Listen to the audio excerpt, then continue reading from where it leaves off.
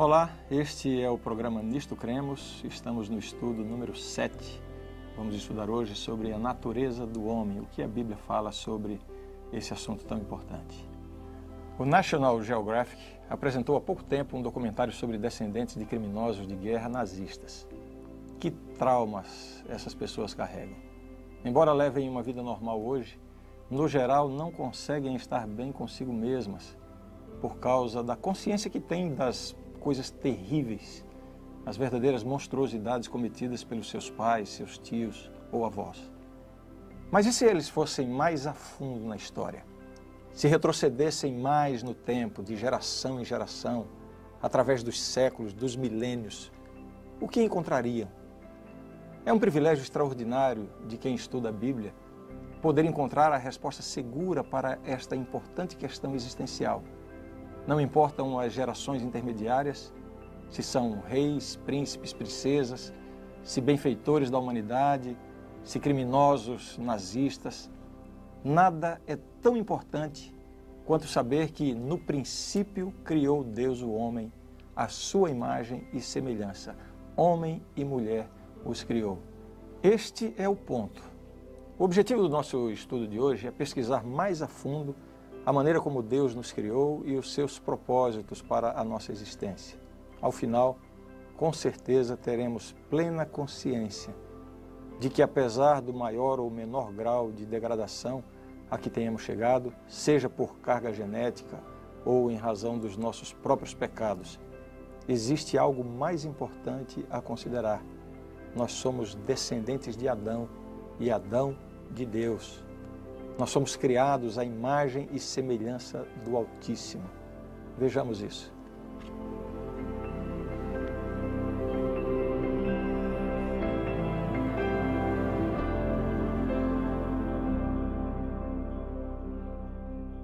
O primeiro texto que nós vamos ler hoje nos enche de autoestima. Veja só o que diz.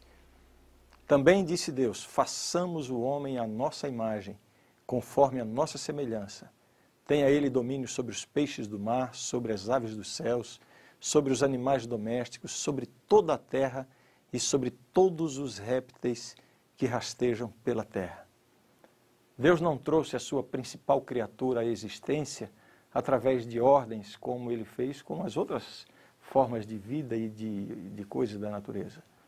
Em vez disso, Deus se ocupou amoravelmente em dar ao homem uma forma com as suas próprias mãos, utilizando para isto o pó da terra. O mais criativo escultor da face da terra jamais conseguiria produzir uma criatura tão nobre como o ser humano. Talvez, quem sabe, algum Michelangelo conseguisse dar formato às linhas exteriores, mas o que dizer da anatomia e da fisiologia cuidadosamente preparadas, além da beleza dessa criatura? Ali estava uma escultura perfeita, completa. Cada fio de cabelo, sobrancelhas, unhas no devido lugar, mas Deus não havia concluído ainda o seu trabalho. Este homem não deveria ser apenas um amontoado de pó. Antes deveria viver, pensar, criar e crescer em glória. Inclinando-se sobre esta magnificente figura, o Criador lhe soprou nas narinas o fôlego de vida e o homem passou a ser alma vivente.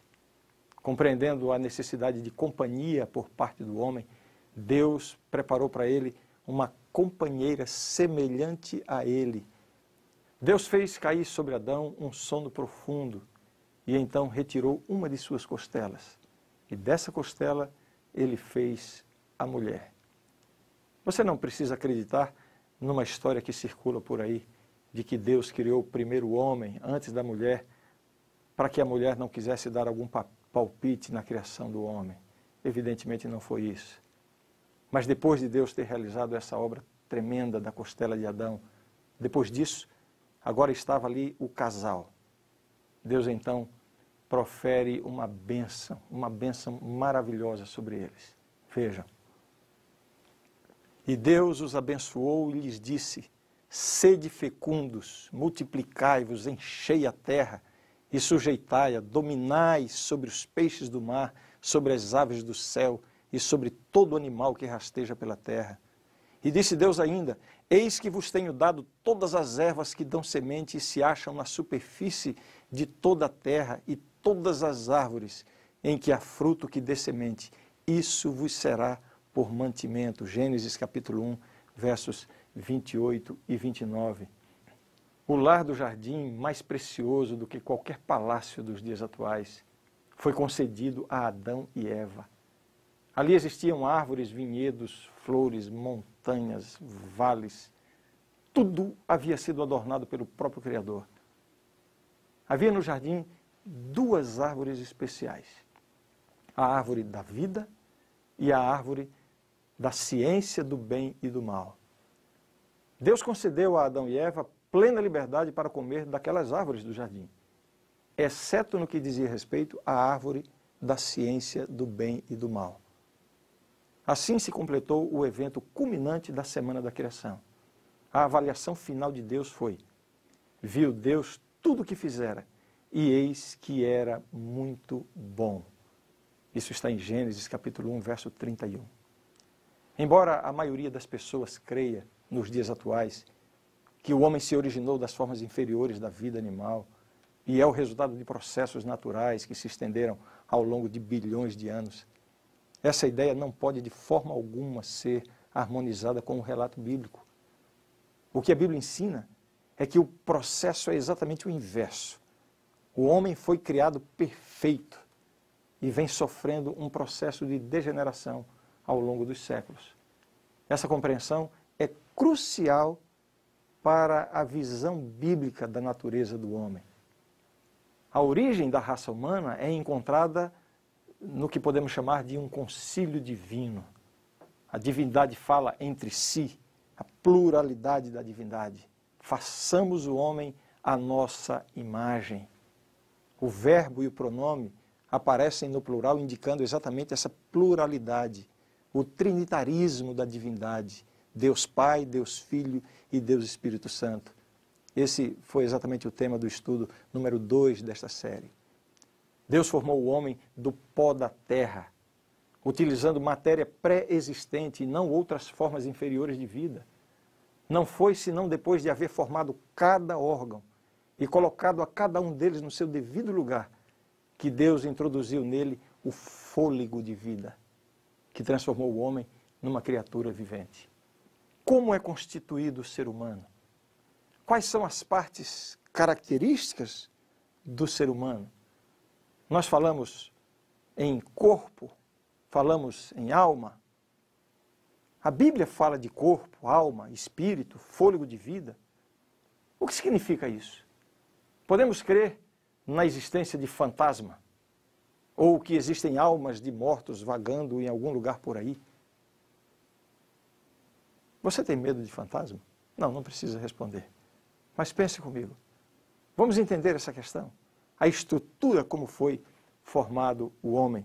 O texto bíblico diz assim: então formou o Senhor Deus ao homem do pó da terra, e lhe soprou nas narinas o fôlego de vida, e o homem passou a ser alma vivente. É muito importante nós entendermos isso aqui. Vejam os elementos envolvidos. Então formou o Senhor Deus ao homem do pó da terra. Primeiro o pó da terra. Lhe soprou nas narinas o fôlego de vida, e o homem passou a ser alma vivente. Parece uma coisa simples, e de fato é simples. Imagine, o boneco de barro sem vida. Então ele recebe o fôlego da vida e se torna o quê? Como é que a Bíblia chama? Alma vivente. Existe alma de acordo com a Bíblia? Sim, existe. O que é alma? Claramente, alma é uma pessoa viva. É uma alma. Eu sou uma alma. Calma, não precisa ter medo de mim. Eu sou uma alma, você é uma alma. Esse é o conceito bíblico de alma. Né? Nefesh, ser vivente. Então disse o rei de Sodoma a Abraão: dá-me as pessoas e os bens ficarão comigo. Né? Pessoas aqui é a mesma palavra traduzida por alma em outras passagens. Eu estou mostrando esses textos somente para ficar bem claro qual o significado do uso da palavra alma, aqui nesse caso no Antigo Testamento, pelo termo nefesh.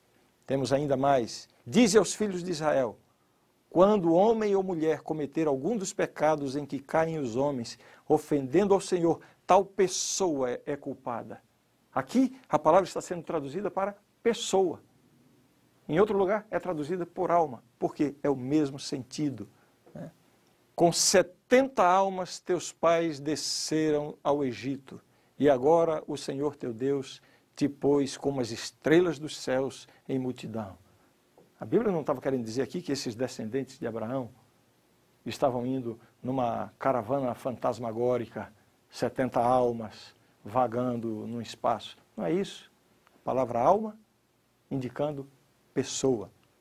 No Novo Testamento, a palavra psique é traduzida por alma. Qual o significado de alma no Novo Testamento? Apocalipse 16:3. Essa palavra é usada no sentido de ser vivente, tanto homem quanto animal. Mateus 2:20. A palavra psique, que normalmente se traduz por alma, dá a ideia de vida. Atos 7:14. Essa palavra é usada dando a ideia de pessoas. Marcos 14:34 transmite a ideia de emoções. Vamos entender melhor agora o significado de alma e espírito na Bíblia. Veja, a palavra espírito, no Antigo Testamento, tradução de ruach, acontece 377 vezes, em diversos sentidos. Essa palavra aparece com o significado de espírito, vento, fôlego, em Gênesis 8:1, vitalidade, em Juízes 15:19, a ideia de coragem, em Josué 2:11, a ideia de temperamento ou ira, em Juízes 8:3, o conceito de disposição, em Isaías 54:6, caráter moral, em Ezequiel 11:19, a sede das emoções é chamada de espírito, ali em 1 Samuel capítulo 1, verso 15. Quando uma pessoa morre, a Bíblia diz que o espírito volta para Deus. Parece que está ficando confuso agora, né? Eu acabei de dizer que o ser humano é um ser completo, uma unidade entre corpo, alma e espírito. Acabamos de ver aqui o significado das palavras alma e espírito, que não se referem a seres independentes, fantasmagóricos, que estão dentro do corpo e que sobrevivem à morte do corpo. Mas agora eu estou dizendo que quando uma pessoa morre, o espírito volta para Deus. A Bíblia diz isso. Como entender essa expressão? Vejamos. E o pó volte à terra como o era, e o espírito volte a Deus que o deu. Eclesiastes 12:7. Como entender isso? Nunca no Antigo Testamento a palavra ruach, espírito, no que diz respeito ao homem, denota uma entidade inteligente, capaz de existência independente do corpo. No Novo Testamento, a palavra traduzida para espírito é pneuma, que vem de pneu, soprar, respirar. Tal como ocorre com o ruach, não há coisa alguma inerente à palavra pneuma que possa denotar uma entidade capaz de existência consciente separada do corpo. Em várias passagens do Novo Testamento, a palavra espírito tem vários significados. Vejam, alguns deles pelo menos. Porque não recebeste o espírito de escravidão para viverdes outra vez atemorizados, mas recebestes o espírito de adoção, baseados no qual clamamos Abba, Pai. Outro exemplo do uso da palavra espírito. Irmãos, se alguém for surpreendido em alguma falta, vós que sois espirituais, corrigi-o com espírito de brandura e guarda-te para que não sejas também tentado. Gálatas 6, verso 1. Ainda uma outra passagem. No zelo não sejais remissos, sede fervorosos de espírito, servindo ao Senhor. Romanos 12, verso 11. Esses são apenas alguns exemplos do uso da palavra espírito no Novo Testamento. O que fica claro é que em nenhuma ocasião há a ideia de uma entidade fantasmagórica com existência independente do corpo. Assim, corpo, alma e espírito formam uma união indivisível, a plenitude plenitude do ser humano em suas capacidades físicas, mentais, emocionais, espirituais, enfim, todo o ser.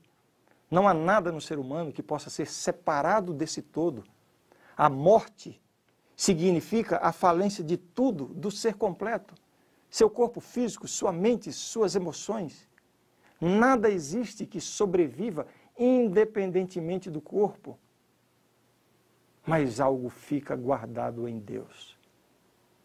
Já lemos o texto que diz: e o pó volte à terra como era, e o espírito volte a Deus que o deu.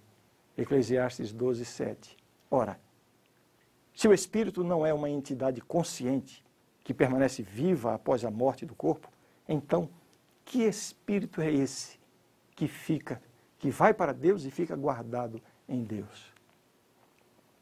De modo geral, as passagens bíblicas que falam do espírito do homem referem à sua maneira de ser, à sua força interior, ao seu caráter. Expressões como espírito alegre, excelente espírito, espírito abatido, espírito humilde. De que espírito sois? O espírito pode estar pronto, mas a carne é fraca. E muitas outras expressões bíblicas semelhantes a estas têm, em geral, estes significados. Muito mais do que a aparência física, são os traços de caráter, ou as características espirituais, a índole, o amor, o temperamento, as virtudes, as fraquezas. São essas coisas que distinguem uma pessoa das demais. Essas são a sua marca registrada. Assim, podemos estar seguros de que a morte não é o fim. Algo fica guardado em Deus. O texto diz: o pó volte à terra como era, e o espírito volte a Deus que o deu. Esse comentário bíblico explica com muita propriedade este ponto. O espírito, o caráter do homem, volta a Deus. Veja, aqui o espírito designa o caráter do homem. O espírito, o caráter do homem, volta a Deus para ser preservado. Na ressurreição, toda pessoa terá seu próprio caráter. Revive apresentando as mesmas características pessoais, de modo que um amigo reconheça o outro. Aparecerá a mesma forma, mas estará isenta de doenças e de todo defeito. Que coisa extraordinária! Quando nós perdemos um ente querido, e quando essa pessoa descansou, foi para o pó da terra, mas tinha Jesus no seu coração, nós sofremos a ausência, a saudade, mas algo enche o nosso coração de alegria e de esperança. Saber que na ressurreição, na volta de Jesus, essa pessoa vai ressurgir. Com uma diferença: o seu corpo estará plenamente renovado, mas será a mesma pessoa. Esse espírito que ficou guardado em Deus é um registro do caráter, da individualidade dessa pessoa. A esperança para os filhos de Deus não é ter uma alma que vai sobreviver quando a pessoa morre. Não. Os filhos de Deus são incentivados a crer e ter esperança na ressurreição. Nós vamos estudar detalhadamente esse assunto, o assunto da morte e ressurreição, no estudo número 26 da nossa série. Mas eu quero prosseguir agora tratando da natureza do homem. O próximo tópico para a nossa consideração é: o que significa a imagem de Deus no homem? As palavras de Deus para a criação de Adão e Eva foram: façamos o homem à nossa imagem, conforme a nossa semelhança. Em que aspectos o ser humano foi feito à imagem de Deus? Vejamos. Imagem de Deus no homem. Ele é representante de Deus sobre o restante da criação. Também disse Deus: façamos o homem à nossa imagem, conforme a nossa semelhança. Tenha ele domínio sobre os peixes do mar, sobre as aves dos céus, sobre os animais domésticos, sobre toda a terra e sobre todos os répteis que rastejam pela terra. O que é que Deus está fazendo aqui? Deus está compartilhando com o ser humano uma atividade que é específica de Deus. Deus é o Criador de todas as coisas, Ele que deve cuidar de todo o universo. Mas agora Ele coloca o ser humano no planeta Terra, para que o ser humano faça numa esfera bem menor o que ele, Deus, faz na esfera ampla. Então, nesse sentido, existe uma semelhança entre Deus e o homem. Na área do conhecimento, o texto diz assim: e vos revestistes do novo homem, que se refez para o pleno conhecimento, segundo a imagem daquele que o criou. O conhecimento, a capacidade cognitiva, é algo que nos assemelha a Deus. Claro, o ser humano na esfera humana, Deus na esfera plena, divina, mas é algo que nos torna parecidos com Deus. Justiça e santidade. O texto diz: e vos revistais do novo homem, criado segundo Deus, em justiça e retidão procedentes da verdade. O homem foi criado segundo Deus, conforme Deus, parecido com Deus. Em que aspecto? Na justiça, na retidão, na verdade. Esses são sentimentos humanos que não vieram por acaso, são derivados do próprio Criador. Ele não é criador, mas é colaborador. Não havia ainda nenhuma planta do campo na terra, pois ainda nenhuma erva do campo havia brotado, porque o Senhor Deus não fizera chover sobre a terra, e também não havia homem para lavrar o solo. O homem é colocado no jardim, no planeta, para lavrar o solo, para de alguma forma colaborar no cuidado da criação de Deus. Vejam, é uma ação conjunta, é uma cooperação entre Deus e o ser humano. E aí vemos esta semelhança entre Deus e homem, empenhados no mesmo aspecto do cuidado da natureza. Outro aspecto: o homem não é criador, mas é procriador. Vejam, que bênção maravilhosa.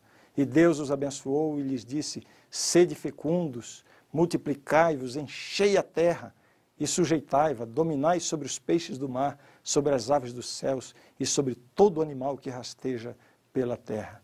Eu queria que você considerasse bastante essa expressão: sede fecundos, multiplicai-vos, enchei a terra. Olha, vai com calma, tá? O contexto aqui era de um planeta desabitado. Na sociedade em que vivemos, encher a terra significa talvez ter 1 ou 2 filhos, no máximo 3. Cuidado com isso. Deus não está aqui de forma alguma dizendo que em todas as épocas, em todas as circunstâncias, os casais têm que ter muitos filhos. Não. Cada filho tem que vir de forma planejada e com muita responsabilidade. Mas é uma bênção que Deus nos dá, a bênção da procriação. Ele é o Criador, nós somos procriadores. E nesse aspecto, nós somos semelhantes a Deus. Capacidade de se relacionar. O que não acontece com os animais de forma inteligente, de forma intencional. Acontece apenas na esfera instintiva. Disse mais o Senhor Deus: não é bom que o homem esteja só. Far-lhe-ei uma auxiliadora que lhe seja idônea. Aqui estão os aspectos, dentre outros que a Bíblia apresenta, em que vemos a semelhança, a imagem de Deus no homem. O homem foi criado perfeito e santo, mas ao pecar, ao desobedecer à ordem de Deus, a sua natureza se tornou corrompida, pecaminosa. Essa foi uma escolha do ser humano, embora tenha sido seduzido pelo diabo, mas Deus não teve culpa disso.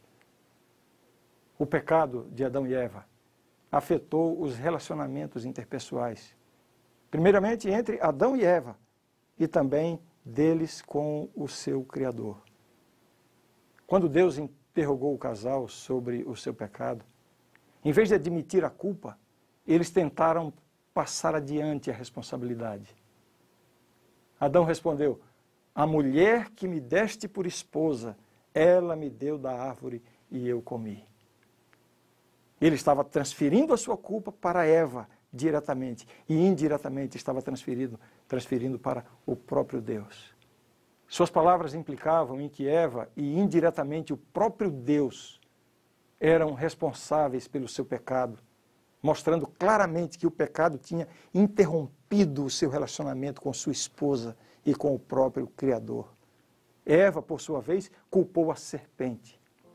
Já no Éden ficou evidenciado que a ordem de Deus, a lei universal de Deus, não poderia ser quebrada sem trazer graves consequências.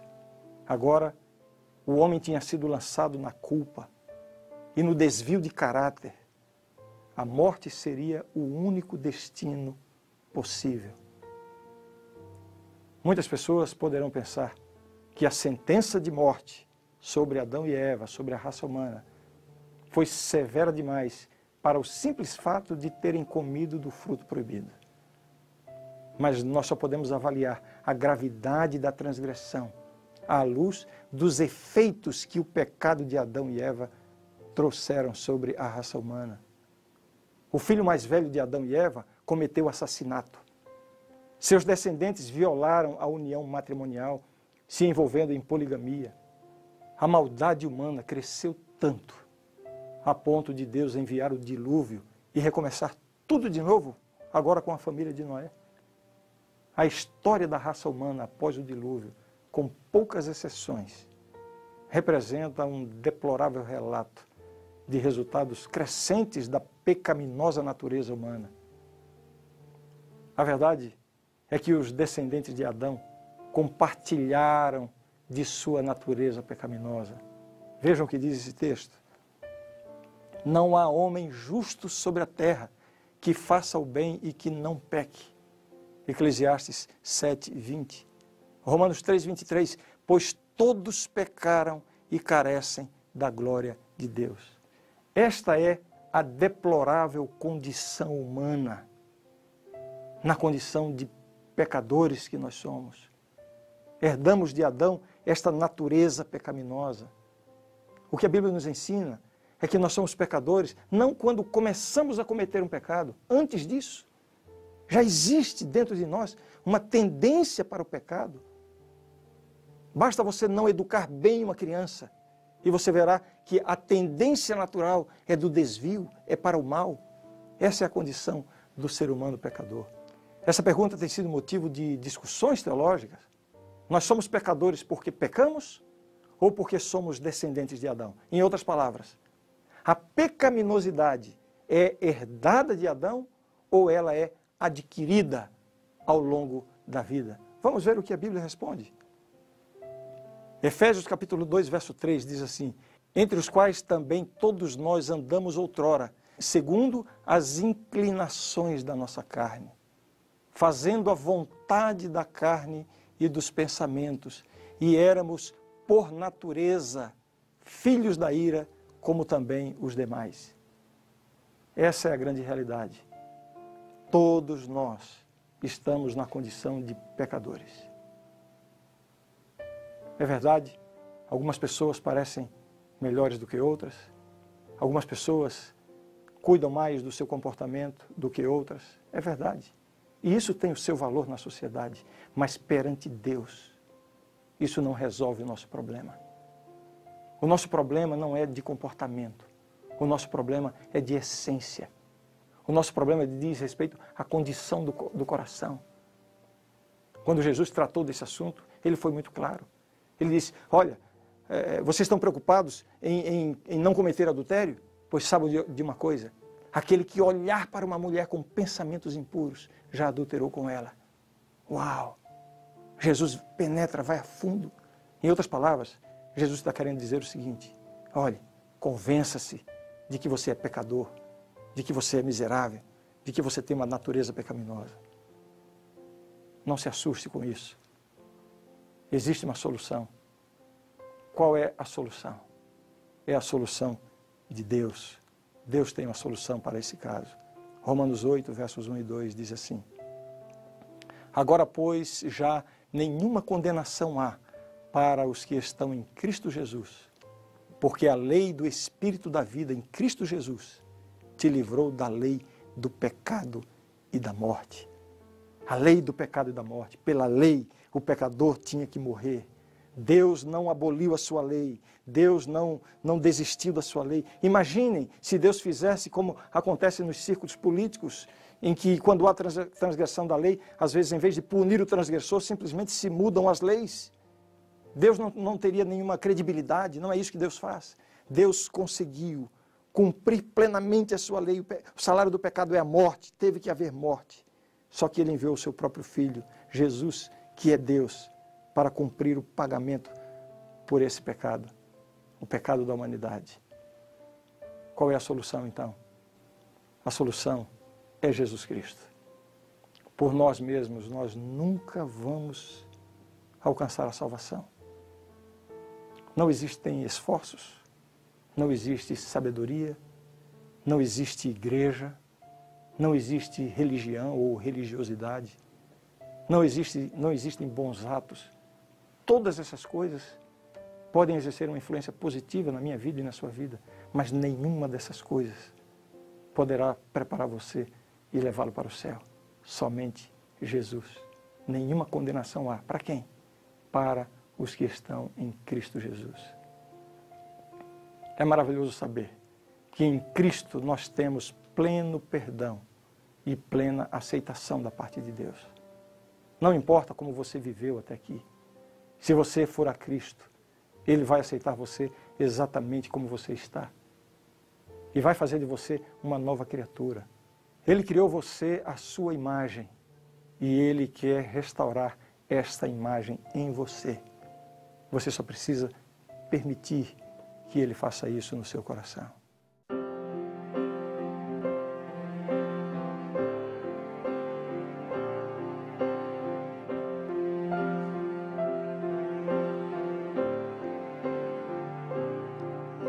Estou aqui tentando olhar no espelho e ver o rosto de alguém feliz. Finjo ser o que não sou, mas tudo acabou.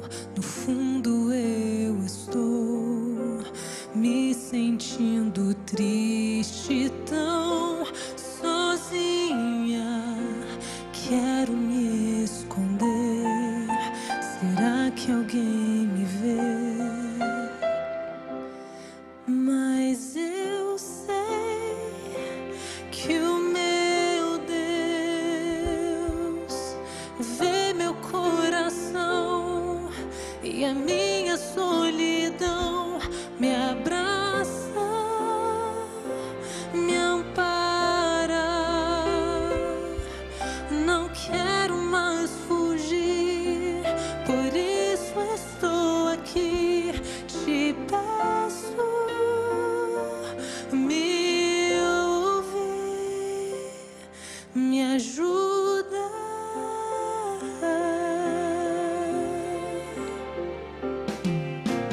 Bem atrás da máscara que eu criei, há um coração em dor, cansado de sofrer, cansado de fingir, mostrar o que não é. O que aconteceu com os meus sonhos? Onde eu errei, eu quero acertar. Mas eu sei que o meu Deus vê meu coração e a minha solidão me abraça, me ampara. Não quero mais fugir, por isso estou aqui. Te peço, me ouvir, me ajuda. Quem realmente eu sou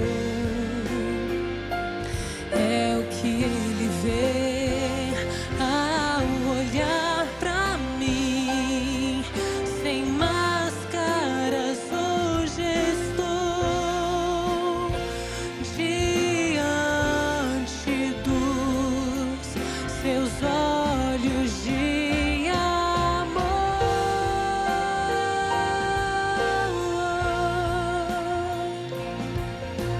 Hey, yeah, yeah.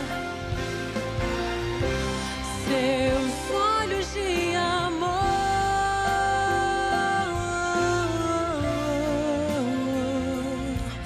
seus olhos de amor. Mas eu sei que o meu Deus e a minha solidão me abraça, me ampara. Não quero mais fugir, por isso estou aqui. Te peço, oh meu Senhor, me ajuda.